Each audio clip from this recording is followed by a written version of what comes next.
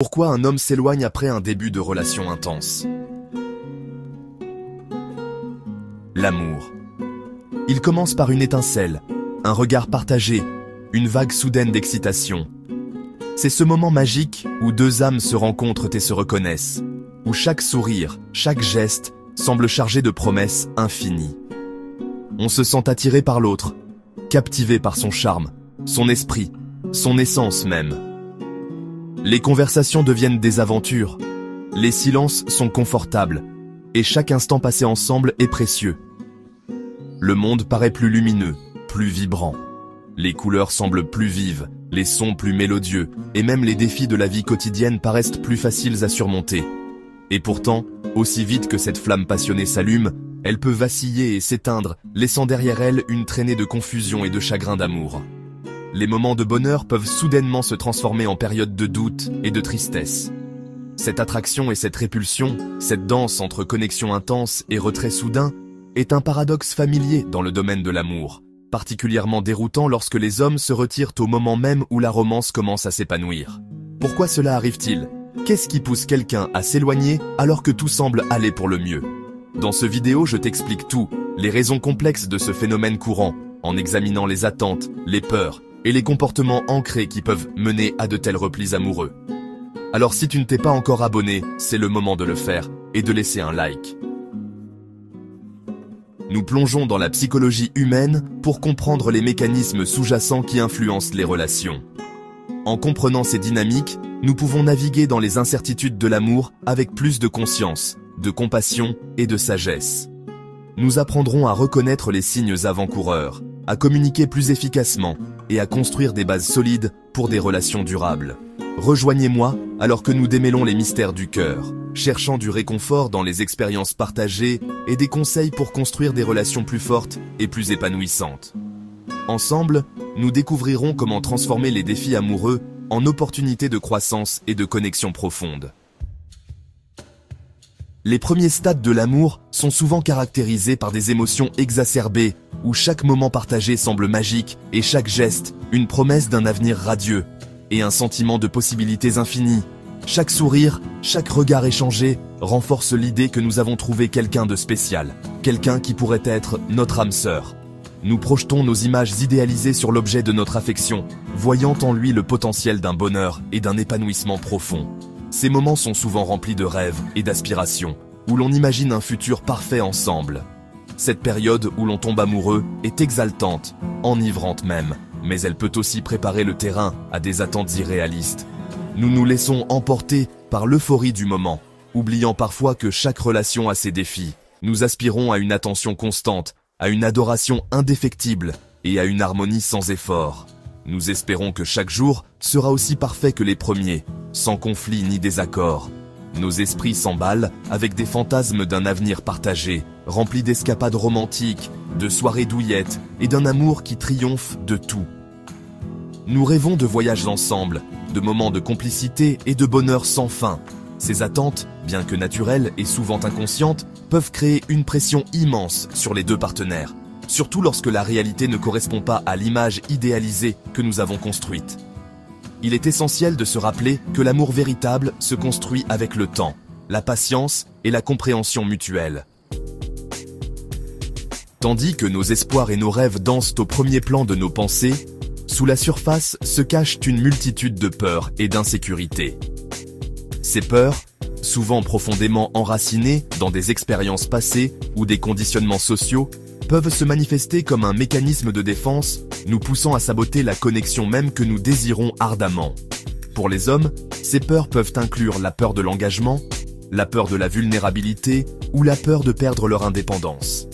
L'intensité d'une nouvelle relation peut déclencher ces angoisses, les conduisant à se retirer émotionnellement ou physiquement afin de se protéger d'une douleur ou d'une déception potentielle. Reconnaître et aborder ces peurs sous-jacentes est essentiel pour favoriser des relations saines et durables. Lorsqu'un homme se sent dépassé par l'intensité d'une nouvelle relation, il peut manifester certains comportements qui, bien que semblant déroutants ou blessants, découlent souvent de ces peurs sous-jacentes. Comprendre ces comportements peut éclairer les motivations derrière leurs actions. Certains hommes deviennent émotionnellement distants, se retirant des conversations évitant le contact visuel ou semblant préoccupés. D'autres peuvent créer une distance physique, annuler des plans, travailler tard ou passer plus de temps avec leurs amis. Ces comportements, souvent interprétés à tort comme un manque d'intérêt, peuvent en réalité être un mécanisme d'adaptation, un moyen de reprendre le contrôle face à des émotions accablantes. Un moment d'introspection. Comprendre votre rôle. S'il est facile de se concentrer uniquement sur les actions de l'autre personne, il est tout aussi important d'examiner notre propre rôle dans la dynamique. Sommes-nous, peut-être, devenus trop dépendants de notre partenaire pour la validation ou le bonheur ? Projetons-nous nos propres insécurités ou traumatismes relationnels passés sur la situation actuelle ? Une auto-réflexion honnête peut être inconfortable, mais c'est une étape essentielle pour comprendre nos propres besoins et schémas de comportement. En reconnaissant nos propres vulnérabilités et nos points sensibles, nous pouvons communiquer nos besoins plus efficacement et créer un espace de compréhension et d'empathie accrue dans la relation. Combler le fossé. Stratégie de communication efficace. Une communication ouverte et honnête est la pierre angulaire de toute relation saine. Cela signifie être transparent sur vos sentiments et vos besoins, et écouter activement votre partenaire. Lorsqu'un homme se retire, il est crucial d'aborder le problème directement, mais avec sensibilité et compassion. Essayez de comprendre ce qui le pousse à se retirer et montrez-lui que vous êtes là pour le soutenir. Évitez le langage accusateur ou les tentatives de contrôler son comportement. Ces approches peuvent souvent aggraver la situation et créer plus de distance entre vous. Exprimez plutôt vos sentiments calmement et clairement, en vous concentrant sur la façon dont ces actions vous font ressentir. Utilisez des déclarations en « je » pour éviter de sembler accusateur. Par exemple, au lieu de dire « tu es toujours si distant », essayez de dire quelque chose comme « j'ai remarqué que tu sembles un peu distant ces derniers temps, et je me demandais s'il y avait quelque chose qui te préoccupe dont tu aimerais parler. » Cela montre que vous êtes attentif et que vous vous souciez de ses sentiments.